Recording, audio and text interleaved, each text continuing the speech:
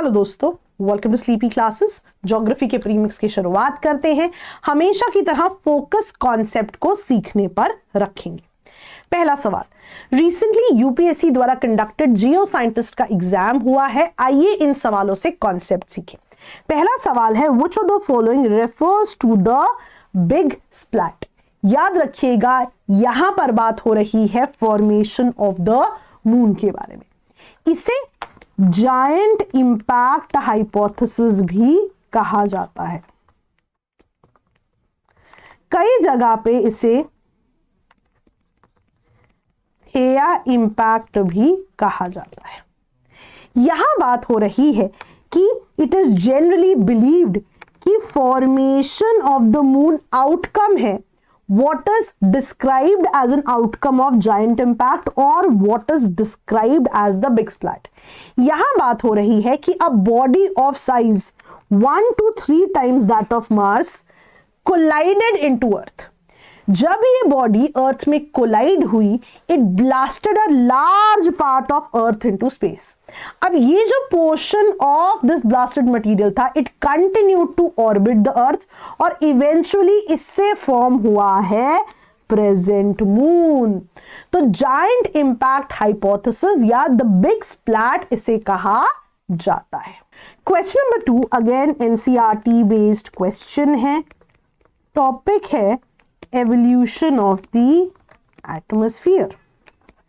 अब यहां पर सवाल देखते हैं, earth in its initial phases of formation was a hot object with a thin layer of atmosphere comprising of. यहां पे ना आप देखेंगे हाइड्रोजन और हीलियम की बात होती है। क्यों? आइए कॉन्सेप्ट समझते हैं। कॉन्सेप्ट है एवोल्यूशन ऑफ द एटमॉस्फेयर। अब एनसीईआरटी कहती है जब भी हम present composition of earth atmosphere की बात करेंगे, हम नाइट्रोजन ऑक्सीजन की बात करते हैं प्राइमरीली, है ना, 78% नाइट्रोजन, 21% ऑक्सीजन। लेकिन evolution of the present atmosphere को समझने के लिए हमें 3 स्टेजेस समझनी है, राइट। पहली स्टेज कहती है लॉस ऑफ प्राइमोर्डियल एटमॉस्फेयर के बारे में। इसको ऐसे समझते हैं कि जो अर्थ का अर्ली एटमॉस्फेयर था with hydrogen and helium is supposed to have been stripped off as a result of solar winds. इसको ऐसे समझिए, नॉट ओनली अर्थ बट जो टेरेस्ट्रियल प्लैनेट्स थे, उनका जो इनिशियल प्राइमोर्डियल एटमॉस्फेयर था वो स्ट्रिप ऑफ हो गया due to the impact of solar winds. तो वही वो बता रहे हैं कि this happened not only in the case of earth but also in case of all the terrestrial planets which were supposed to have lost their primordial atmosphere through the impact of solar winds.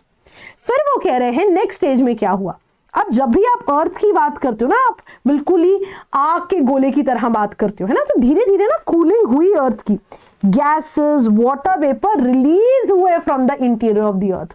और जो ये gases और water vapour release हुए from the interior, यहां पर mark हुआ evolution of the present atmosphere. अब जो अर्ली एटमॉस्फेयर था, राइट, अब as of now it largely contained water vapor, nitrogen, carbon dioxide, methane, ammonia and very little of reoxygen। और the process, इसके लिए टर्म यूज होती है, the process through which gases outpour हो रही थी इंटीरियर से, the process was called degassing। as a term भी पूछ लेते हैं। नेक्स्ट, जैसे जैसे कंटिन्यूस वोल्केनिक इरप्शंस होते रहे, है ना, water vapour and gases to the atmosphere आते रहे, है ना। अब वाटर वेपर जो है धीरे धीरे कंडेंस होने लग गया। कंडेंस होने लग गया यानी अब रेन की बात होने लग गई, मोर एंड मोर रेन्स होने लग गए। अब यहां पे ध्यान देना, कार्बन डाइऑक्साइड जो उस समय एटमॉस्फेयर में था, that got dissolved in the rain water. अब रेन हुई, रेन कहां पर गई? अब जो भी डिप्रेशंस थे अर्थ पे, वहां पे रेन वाटर इकट्ठा होने लग गया ना। ध्यान से देखना, यहां पर आप ध्यान रखना, the rain water falling into the surface got collected in the depressions. वही डिप्रेशंस जिनमें रेन वाटर गया, आज वो ओशंस है। Now life was confined to the oceans for a very long time, right. Oceans में कंट्रीब्यूशन ऑफ ऑक्सीजन हुआ through the process of photosynthesis, right. अब ध्यान दो, ये जो ऑक्सीजन है ना, फोटोसिंथेसिस में one of the by products is oxygen, right. तो फोटोसिंथेसिस की वजह से जो है ओशंस में ऑक्सीजन आने लग गया। एक समय ऐसा आया कि ओशन सैचुरेट हो गए विद ऑक्सीजन, और अब जो है ये ऑक्सीजन कहां आने लग गया, एटमॉस्फेयर में आने लग गया।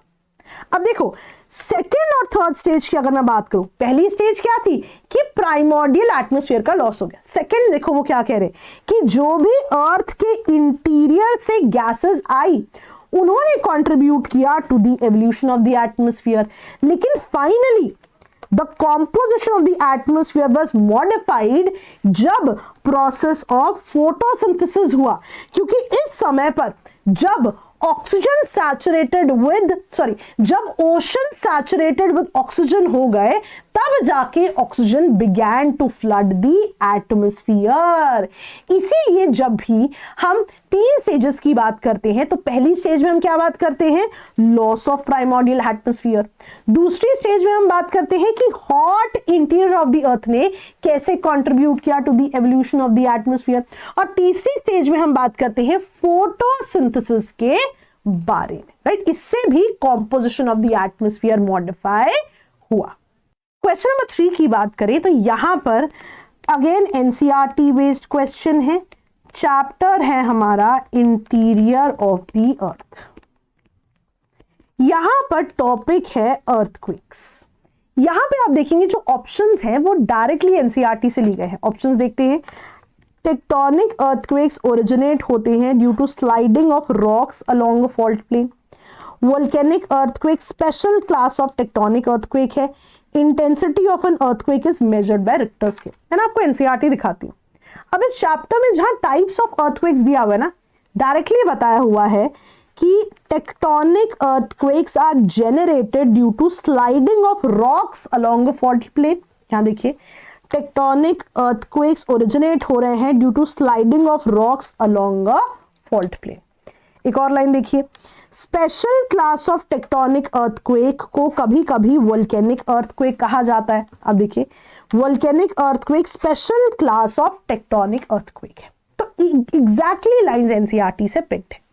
तीसरा, intensity of an earthquake is measured by Richter scale. अब ना ये टॉपिक बनता है मेजरिंग अर्थक्वेक्स। अर्थक्वेक को मेजर किया जाता है आइदर एज पर मैग्नीट्यूड, है ना, यानी मैग्नीट्यूड यानी कि कितनी ज्यादा एनर्जी रिलीज हुई है ड्यूरिंग द अर्थक्वेक। कई बार हम न्यूज में सुनते हैं मैग्नीट्यूड 5, 6, है ना, 0 से 10 के बीच में नंबर्स यूज होते हैं और ये रिलेट करता है कि कितनी एनर्जी रिलीज हुई है during a earthquake. Magnitude scale को रिक्टर स्केल कहा जाता है कि जब भी हम मैग्नीट्यूड की टर्म्स में अर्थक्वेक मेजर करेंगे तो वहां पे रिक्टर स्केल की बात होगी। दूसरा स्केल होता है इंटेंसिटी स्केल, है ना, ये बेस्ड होता है on the intensity of the shock, यानी कि कितना विजिबल डैमेज कॉज हुआ है बाय द इवेंट। इसके लिए भी एक स्केल बना हुआ है जहां पर वैल्यूज हैं 1 to 12। तो इंटेंसिटी स्केल को मकाली स्केल कहा जाता है। यहां पर अगर आप देखें तो इंटेंसिटी के लिए रिक्टर स्केल की बात हुई है, पर रिक्टर स्केल तो मैग्नीट्यूड के रेफरेंस में है, राइट। तो यदि हमारा थर्ड ऑप्शन गलत हो जाता है तो हमारे पहले दो ऑप्शंस करेक्ट होने की बात होती है, राइट। तो इन स्पेसिफिक पॉइंटर्स का आप स्क्रीनशॉट जरूर ले लें। नेक्स्ट क्वेश्चन की बात करें, अगेन एनसीईआरटी बेस्ड क्वेश्चन है, डायरेक्टली लाइंस एनसीईआरटी से ली गई हैं, राइट, वाटर वेपर टॉपिक से। ये टॉपिक इतना इंपॉर्टेंट है ना, इस पे ना मैंने रिसेंटली एक वीडियो बनाया है, 10 मिनट में हमने ये टॉपिक के मोस्ट इंपॉर्टेंट पॉइंट्स को कवर किया है, जरूर इस वीडियो को देखिए, राइट। अब यहां पर आप देखिए options, it contributes to the stability and instability in the air, it acts like a blanket allowing the earth neither to become too cold too hot.